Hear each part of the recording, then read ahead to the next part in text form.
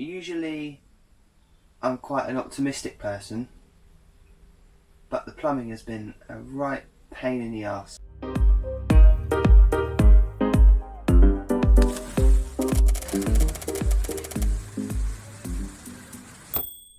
One of the main features of our campervan is our L-shaped kitchen. We always wanted a large kitchen because we do a lot of home cooking, so it was really important to us to get it right. But throughout the build process, it had its frustrations, to say the least, especially with the plumbing. Tearing my hair out. But we persevered. We didn't let it get the better of us, and we're really pleased that we did that because we love how it turned out. So in this video we're going to go through the story, the full story of how we built our kitchen. I should say the first thing we did was build this unit here whilst the van was stuck at my parents' house and we were stuck here in the first lockdown.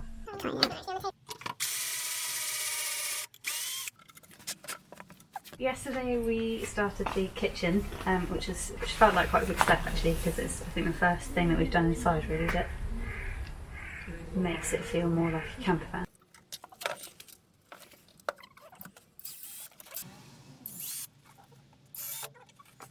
Today we've been working on the ply lining for the kitchen. Fiona's done a good job in cutting all the holes for the back boxes. Going to be using these back boxes, which have their own sort of self-securing plastic lugs. Hopefully there'll be enough clearance behind it that it doesn't interfere with anything. It's quite thin. Fiona's now putting on the kind of all-in-one stain undercoat sealant on the front, which is so much easier with a roller, not a paintbrush, we discovered. Yeah, gives you. Just remember to clean them out afterwards. Otherwise they'll end up as a solid torpedo. We hadn't put cable in for the lights that we're going to have underneath these upper kitchen cabinets here. Obviously all the other wires are hidden in the kind of within the metalwork of the van behind the insulation. Didn't really want to take it all off again, so just bought some of these little electrical clips and we're going to run it down along the furring strips before we put the bit of ply over the top, which I think should work just fine.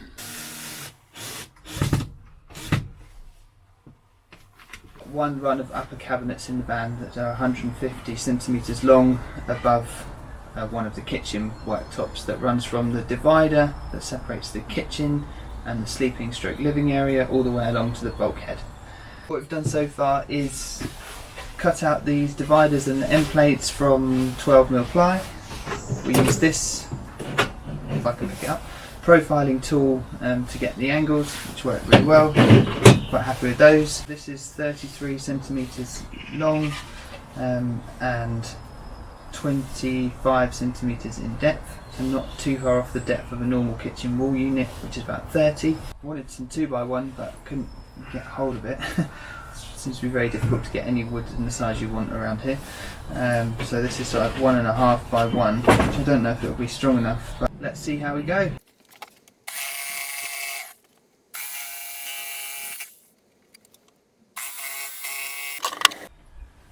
Oh, it needs to be a bit deeper.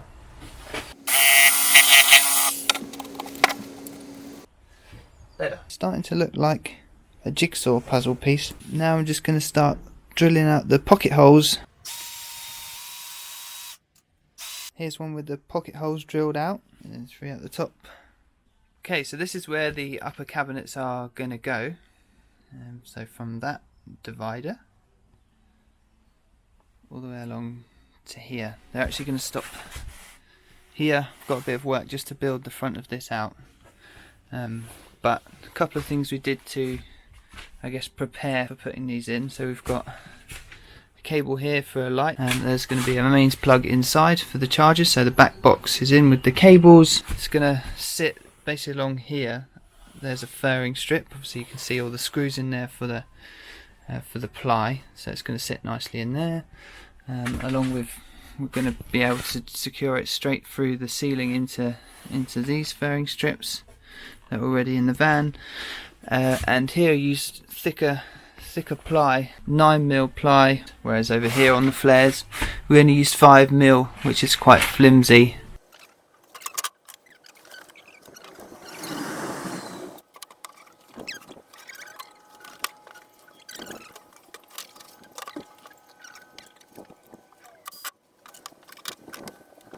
So here's the finished frame. Just need to cut the bottom and obviously the doors, but I think we'll fit it in the van and then put the doors on. It's a combination of pocket screws, wood glue and some tacks, but overall you've got something very strong and pretty lightweight.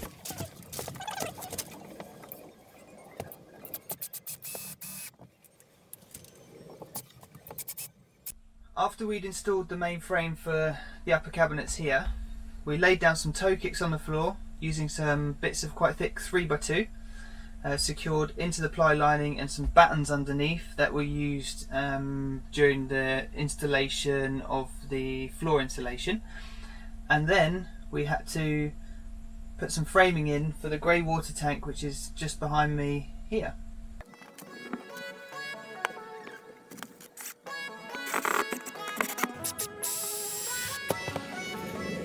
We are nearly ready to put this first kitchen unit in, but there's a few things we need to do first. So we're going to run the hot and cold water under here, but we also need to prep the wastewater tank, which is here. We've got a straight through tank.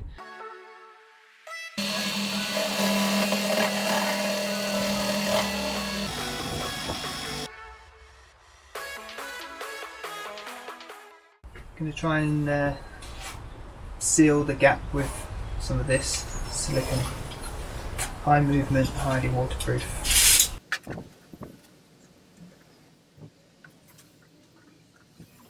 I cut the hole for this one in a bit of a stupid place.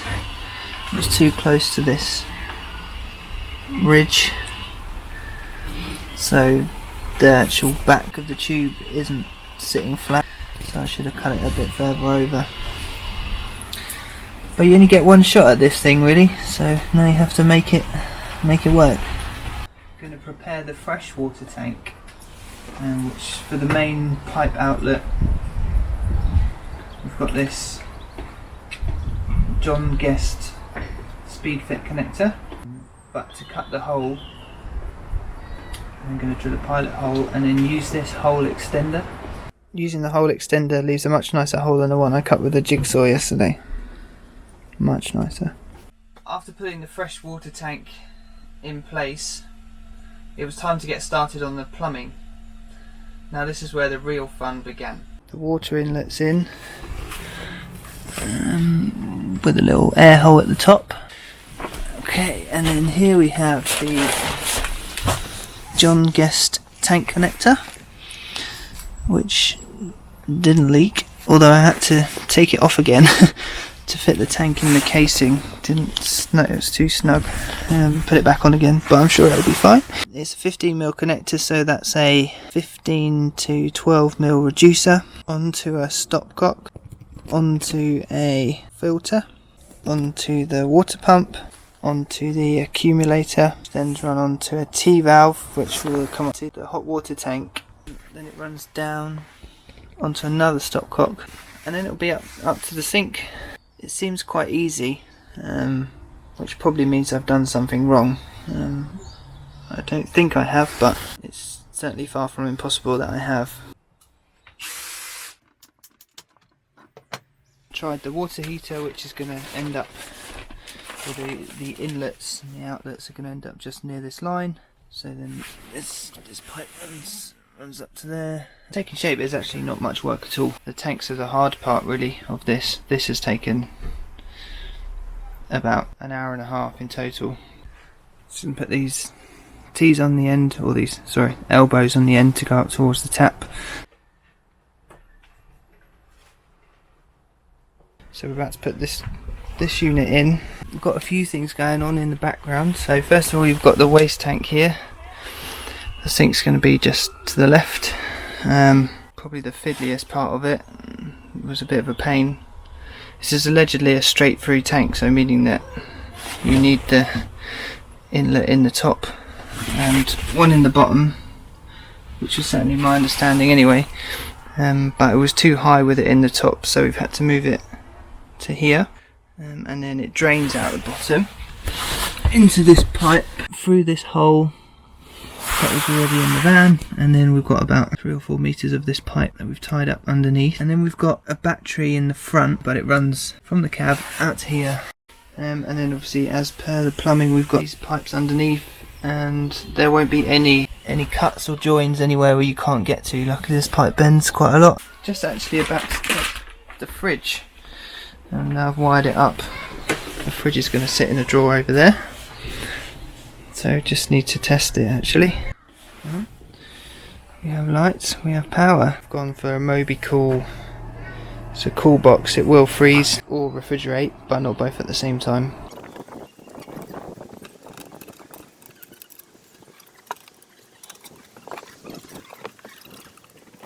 So we fitted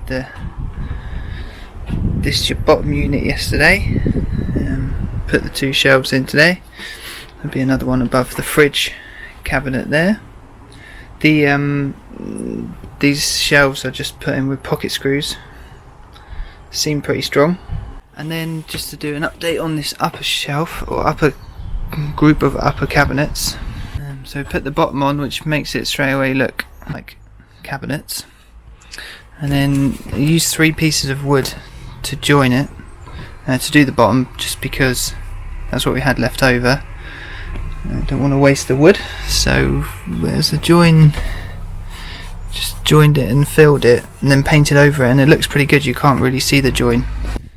We're going to have the second unit down here, and it's going to be the sink in it, as you can see. Cut all of the bits of ply for it, and then we're just going to join it with pocket screws and glue again. But I'll need Fiona to come down and help me. That should come together quite fast.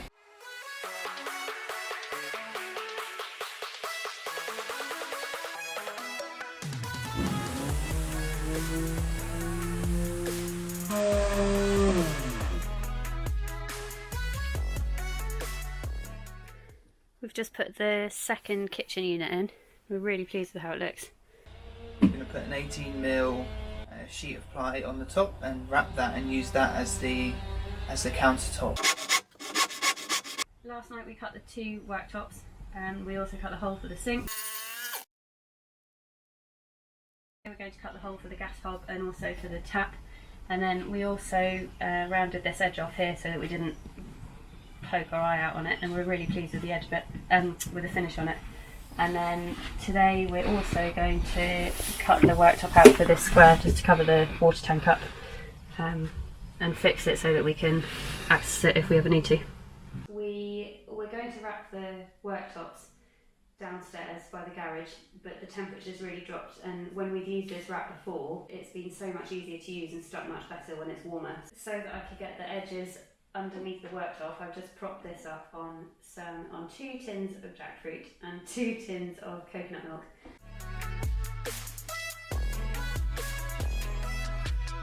Hello. Oh, lovely. No one wants that. Ask me what I'm doing. What are you doing? Why are you whispering? Well, you may notice that we have a hole there, and that was going to be for this 12-volt socket, but we've realised it was a stupid place to put it because it's right by the sink, so we're just moving it over to here. So I'm just cutting some more wire down to size. So before we put the worktops on, we're going to create a bit of a backsplash, and to do this we've chosen some self-adhesive wall tiles, basically. I just got these off Amazon. They're nothing fancy. They were about £36 for 10 sheets. They're, as you can see, grey, and the backing just peels off and you can stick them on. They overlap and they create a really nice effect. Join together like that, basically, and stick on. So I'm going to do that all the way around, from the edge of the door, from here right the way around the kitchen, and also onto the dividing wall just here. They're not meant to be used that close to heat, so we need to be a little bit careful about the hob, and we need to work out some way of protecting them there. But they're meant to be waterproof and oil-proof and easy to clean.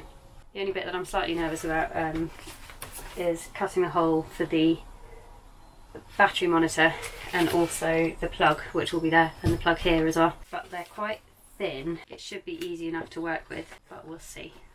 I shall let you know.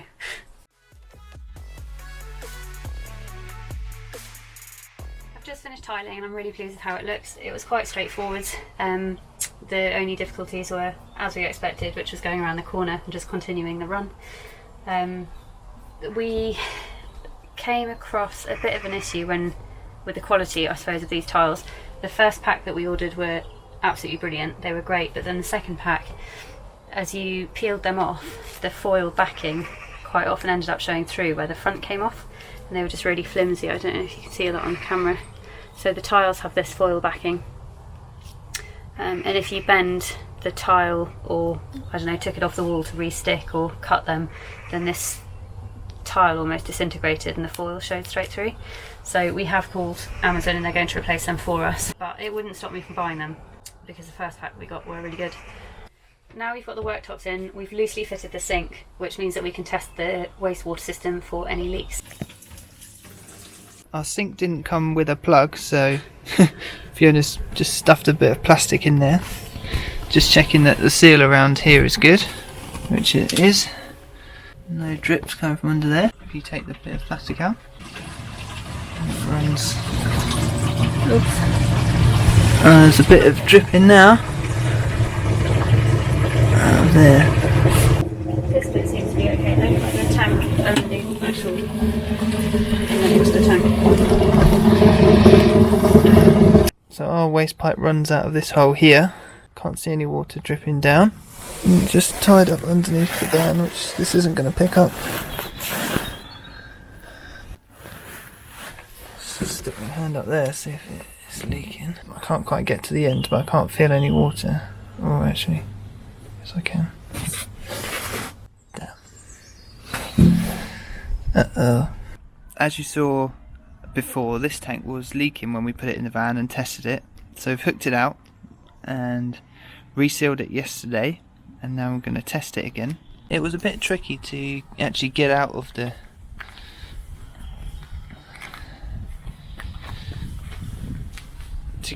actual van in the first place, so I've added this string at the top.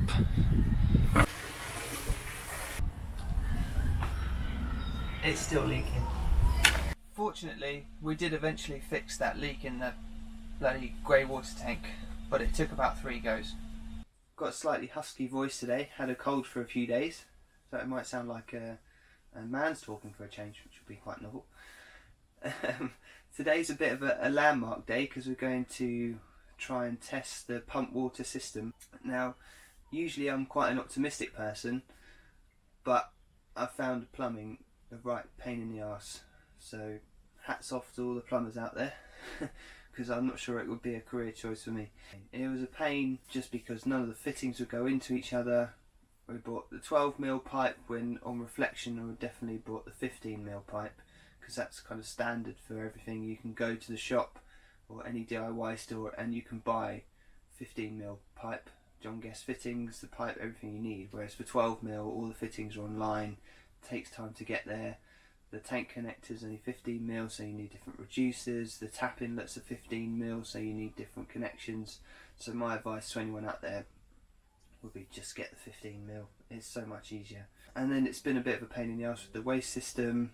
The inlet into the fresh water tank still hasn't got an end cap, although I think I've got a solution for that now. Yeah, it's just complicated. All the bits, none of them come with any instructions or the other bits that you'll need. So I've just found it a real pain in the arse. But we're going to test the pump water system anyway. I'm going to cover up the electrics just to make sure that the water doesn't spray everywhere onto the batteries. Just got to put some water into the fresh water tank, put a fuse into the water pump, and then we'll see what happens. So that first test didn't go very well. As soon as I put the water in and the pipe started to fill up, it was leaking out the reducer, it was leaking out of the stopcock. Essentially, I didn't even make it to the pump before it started leaking. So obviously, we never quite got round to putting the fuse in.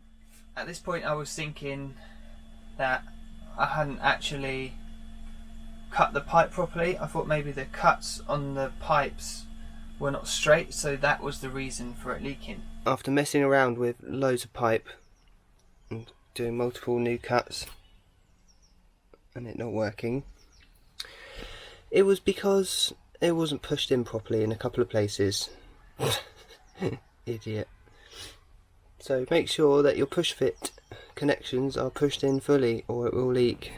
And I like to move the pump around, the negatives come out, so I need to rewire it now before I can test it.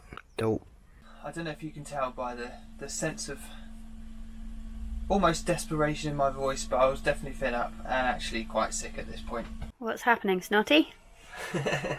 We'll fix the leaks. Well, I think I fixed the leaks sort of this side of the pump. And now we're going to test the pump. We're going to put the fuse in, and then it will test up to that stopcock. If it's all going well up to there, we'll turn the stopcock on and test the tap. That's coming out, isn't it? Yeah.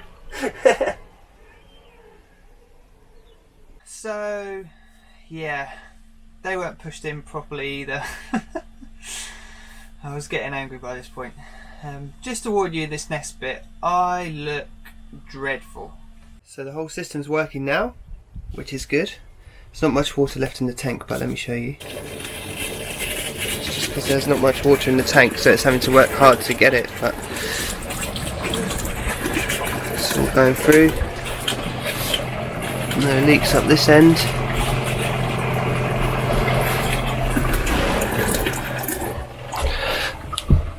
No leaks up this end anymore. I had to cut a big chunk out of that because, guess what? The push fit wasn't on properly. Thought I'd left enough room or cut a big enough hole, but I hadn't. So the push fit wasn't on properly. None of them seemed to be. So there's a big lesson there. If you're doing push fit, make sure you push them all on properly, because it's taken me longer to take them off and redo it and figure it out than it took me to do it the first time. You can get a surprising amount that goes in the push fit. The only other problem we've had this cold feed pipe. It leaks out the top here, so it's faulty, because when I do exactly the same thing and connect it to the hot, it's absolutely fine. There was nothing wrong with the cold feed intake. It just wasn't tight enough. It just needed tightening with a spanner. That was it. So yeah, plumbing, definitely not for me. Something else that's nearly as fun as plumbing: wiring up sockets in tight spaces. Really fun. Put this plug in this cupboard. Get a bit closer. There's going to be a microwave in here, possibly a toaster, but I don't think we'll use the toaster in here. We'll take it out. And the gas hob is obviously going to be in this hole. It needs a plug for the spark, so it made sense to put a little plug in here rather than run them up into the plug on the outside. And just a wire through the hole, runs along here with some of the others, ends up down here with the inverter. And another lesson. So now actually feels like a good time to talk about the water heater. We actually bought a second-hand Truma Ultra Store and air heater from Gumtree without seeing it. It was all the way up in Scotland. We're down in Guildford in Surrey. It was way too far, and it was locked down, so we couldn't actually legally go and get it anyway. So we bought this thing for about £350 without seeing it. Now the pictures on the advert were very good, but the guy said he didn't know a lot about it because it came out of a friend's caravan, but he ended up using a diesel heater. That probably should have rang alarm bells, but it didn't. We thought, this is going to be a bargain. If it pays off, it's going to save us about £1,000, so I thought it was probably worth the risk.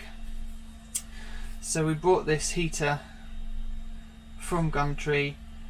It turned up and the back of it was battered, ultimately, where it had come out, where it had been taken out. They come with like this reinforced cardboard shell, if you like, and that was absolutely mashed But thought, okay, that's just the shell. That's probably okay. We weren't going to install it ourselves. We actually, as I mentioned earlier in the video, we decided to get gas fitted to the van as well. So we've got an underslung gas tank which is fitted, and then we were asking them to fit those at the same time. This is Propex down in Ringwood, and they took one look at it and said, no, we can't fit the Ultra Store. There's a crack in a part of the flue, basically, so that all the gases could potentially leak inside the van. So we can't fit that for you. You know, if you want to go away and fit it yourself, then do so, but we're not going to fit that for you. Obviously, they've told us it's dangerous, so we're not going to fit it, but they actually did us a deal on a Whale Expanse reconditioned one, but they said it hadn't been actually used in a van. So we've got now got a Whale Expanse, and then they came to fit the air heater, and they said one of the main cable looms between the air heater and the controls was missing. And I knew that anyway, but I kind of thought it was a standard piece that everyone would have. I was wrong, so they couldn't fit that either. That's also quite a hard part to get hold of. Not impossible, but it's like £150 just for the wiring loom, and most of them are in Australia. So they ended up doing us a deal on a Propex heater as well, again reconditioned. So we didn't save any money. We spent a lot more money. We still have the Truma bits if anyone wants them for spares and repairs. As of this point, we haven't done anything, advertised it. We're not going to say it works, but for spares and repairs, if you're interested, then contact us and I'm sure we can sort something out. So the water heater sits, water and air heater are underneath the left hand, as I look at it now, left hand bench seating under there. Just wanted to take some time out from working just to show you how we're making our kitchen doors. So we had some of this leftover gloss end panel from our kitchen 7 years ago, so we decided to cut it up and use it as our kitchen fronts. So it works pretty well. The only problem with it is that it's 22.5mm instead of 18mm like a standard kitchen door. You'll see here it's a little bit, it's quite thick. We are using sort of standard kitchen hinges. So these standard kitchen hinges, and this door's kind of halfway through prep. So we've got one hole here, and this jig's lined up to be able to drill the next hole. And then to do that, we've got this special jig that goes on the drill. So I'm just going to do this one now.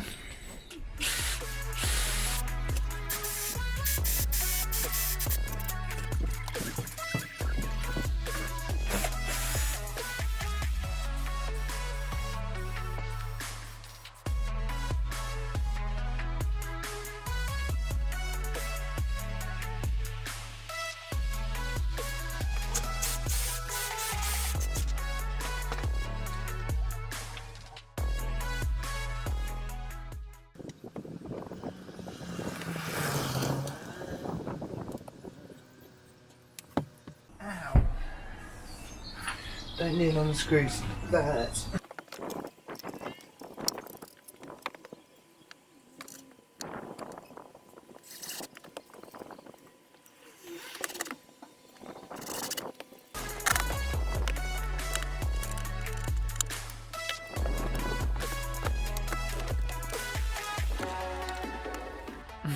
To finish off the cupboard doors, we are just using this edging strip. So you measure obviously the width of whatever it is that you're going to cover up. I just got this from Amazon. I can't actually remember how much it was, but it's just a white cloth to go with the doors. And you just iron it on, really. It's quite simple. And then stuff like that.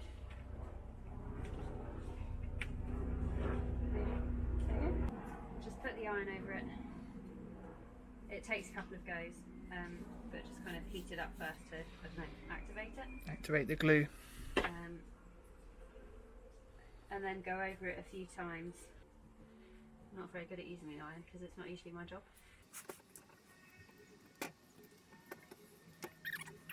There we go, you can see some of it oozing this. I don't know, grab anything really.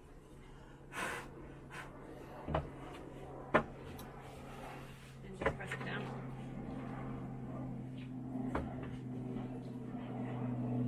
So there's the edging step. That's the one I've done. It's not perfect, but it's just to take the attention away, really. But it just means that there isn't a really big block of brown stuff like that. But how did you make the handles, darling? they were from IKEA, but we didn't want them in brown, so we ended up buying some grey material that we've just put over the top. We glued it, and to cut it we used this thing that looks like a mini pizza cutter, but I think officially it's a card cutter. Don't know. But yeah, you can get it. I got it from Hobbycraft when we were, I think it was making invites for our wedding. So just used that, which made it really easy to cut. Then just folded it around the handle, really. Spray glue, was it? Yeah, used spray glue to stick the grey material onto the actual leather handles. And we stopped the doors from coming open just using these magnets. You can hear them there.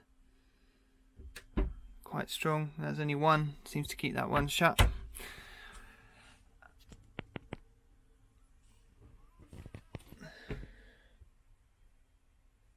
Doesn't work. On the whole, the kitchen doors weren't actually too bad to make. Once you get the hang of lining up that the little jig, I guess the little plastic thing that you saw in the video there, once you get the hang of lining that up properly, it's not too bad.